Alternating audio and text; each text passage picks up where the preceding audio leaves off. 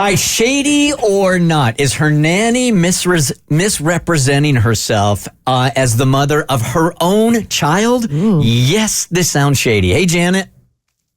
Hey, guys. I don't even know that there's a question here, and I haven't read anything about it. What's going on?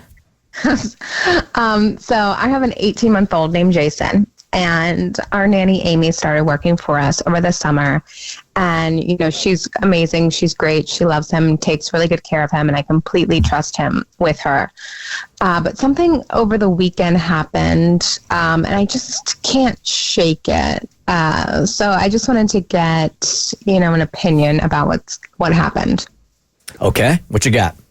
So I was at the park on Saturday with Jason, and, another mom came over and she recognized Jason, has clearly seen him before at the park, but very friendly. And then she asked me something that I thought was weird. She asked, if I was his aunt or if I was the babysitter. And I was like, no, he's my son. I'm his mom. And then she asked, are you the stepmom or is Amy the stepmom? And I was like, what? No, Amy is a nanny. And then she just seemed, kind of baffled that Amy's the nanny. It just seemed strange. And so she also, she thought, oh, this is what she mentioned. I guess one day they were leaving the park and Amy was like, okay, Jason, we have to go. Daddy's going to be home soon. Which technically, is true, but also, Mom, was going to be home soon too. So, she could have said like, Daddy and Mommy are going to be home soon. Yeah. So it just seemed a little weird. So I don't know if I'm, reading too much into this. If, it just seems like she's not representing herself as our nanny, and, people at the park, other moms are thinking that she's his mom. So I don't know, is this shady or not? I'd fire her tomorrow. Just based on your instinct of it feeling shady, I'd fire her tomorrow. And I mean, that's easy to say. It's really, really hard to find like good nannies and good babysitters. It's so hard. Oh my God. It really is. So I don't want to dismiss that. But if your gut is saying there's something wrong, there's nothing more important and precious in your life than your kids. So if something like this in your gut is saying something ain't right, I'd leave the situation as soon as you can. The first thing I would do is have a conversation with her. And one of those deals where it's all about the delivery. So I wouldn't be accusatory, but I would be like, hey, I went to the park the other day with Jason, and this mom was under the impression that you're Jason's mom and not me. And I'm just trying to understand, like, why she would come to that conclusion.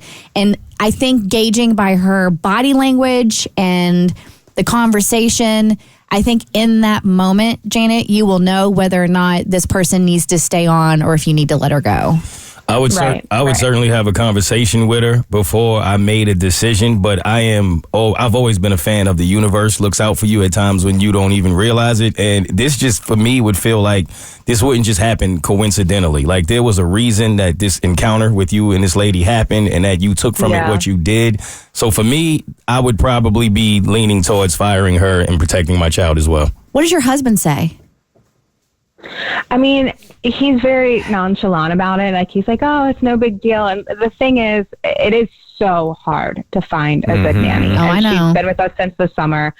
And in my head, the reason I called is because she didn't do anything wrong. Like, I've heard of other nannies, like, being on their phone or a child crossed the street under a nanny's care. Like, nothing like that happened. It's just, it seems so innocent, but it also is bothering me. So it's so hard to figure out what to do. Aren't there movies made of this kind of thing? Like when the nanny, like... That was The Hand That Rocks the Cradle back in the day. Like all of a sudden she's like in her heart already adopted the kid and assumes it's hers when she's just the nanny.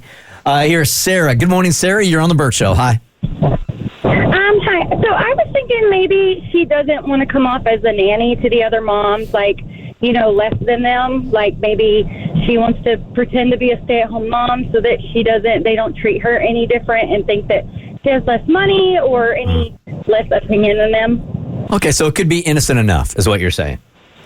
Yeah. Okay, and Maddie. Hey, Maddie, good morning. What do you have?